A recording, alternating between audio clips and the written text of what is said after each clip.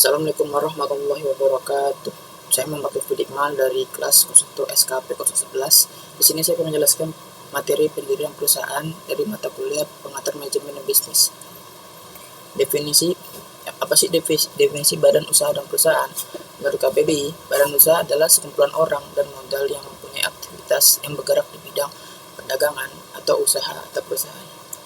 Menurut Dominic Salvatore, badan usaha adalah suatu organisasi yang mengombinasikan dan mengordinasikan berbagai sumber daya untuk tujuan memproduksi atau menghasilkan barang atau jasa untuk dijual. Menurut Andreas Smita, perusahaan adalah mereka yang secara teratur, berkesinambungan, dan terbuka bertindak dalam kualitas tertentu mencapai keuntungan bagi diri mereka.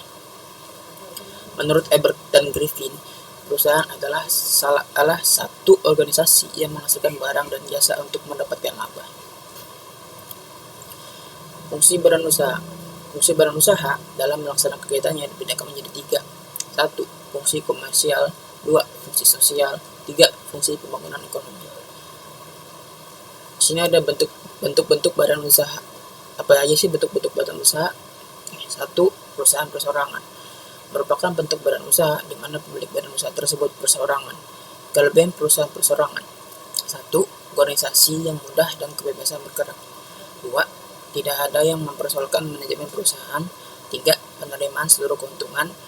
Lalu apa sih kekurangan perusahaan perseorangan? 1. Tanggung jawab perusahaan yang tidak terbatas. 2. Kesulitan soal pimpinan. Yang kedua, persekutuan firma. Firma adalah perjanjian antara dua orang atau lebih di mana masing-masing pihak secara bersama-sama menyetor modal untuk menjalankan usaha bersama dengan tanggung jawab bersama. Ada kelebihan dan kekurangan. Kelebihannya: 1. Kebutuhan akan modal lebih terpenuhi. 2. Pada persekutuan firma ada beberapa pemilik, jadi setiap keputusan dapat diambil berdasarkan pertimbangan berbagai pihak. 3. Perhatian sekutu yang sungguh-sungguh pada perusahaan. Lalu kekurangannya: 1. Tanggung jawab yang tidak terbatas daripada setiap sekutu. 2. Pimpinan sekutu dipegang lebih dari 1 orang. 3. Penanaman modal baku. Dan ketiga, ada persekutuan komanditer atau CV. Adalah suatu persekutuan di mana satu atau beberapa orang sekutu mempercayakan modalnya kepada satu atau beberapa orang yang menyerang perusahaan. Ada kelebihan dan kekurangannya juga.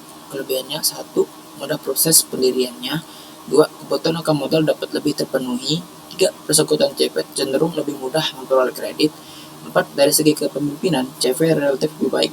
Lalu kekurangannya: 1. Kelangsungan hidup tidak menentu karena banyak tergantung dari sekutu komplementer yang bertindak sebagai pemimpin. 2. Tanggung jawab para sekutu komanditer yang terbatas mengendorkan semangat mereka untuk memajukan perusahaan. Lalu yang keempat, ada perseroan terbatas atau PT.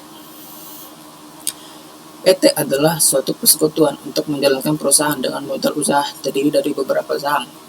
Ada kelebihan dan kekurangan juga. Kelebihannya: 1. Tanggung jawab para pemegang saham terbatas. 2. Pemisahan pemilik dari pengurus. Lalu kekurangannya: 1. Pemungutan pajak terhadap PT relatif besar. 2. Mendirikan PT relatif lebih mahal. Lalu yang kelima, ada badan usaha milik negara atau BUMN.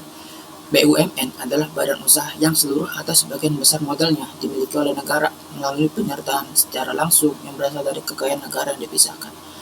Ada kelebihan dan kekurangan juga. Kelebihannya: 1. Seluruh keuntungan BUMN menjadi keuntungan negara. 2. Menyediakan jasa-jasa bagi masyarakat. 3. Merupakan sarana untuk melaksanakan pembangunan.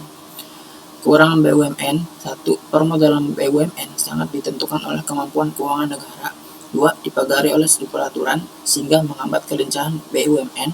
3. Pengelolaan BUMN cenderung tidak ekonomis. Lalu yang keenam, ada badan usaha milik daerah atau BUMD.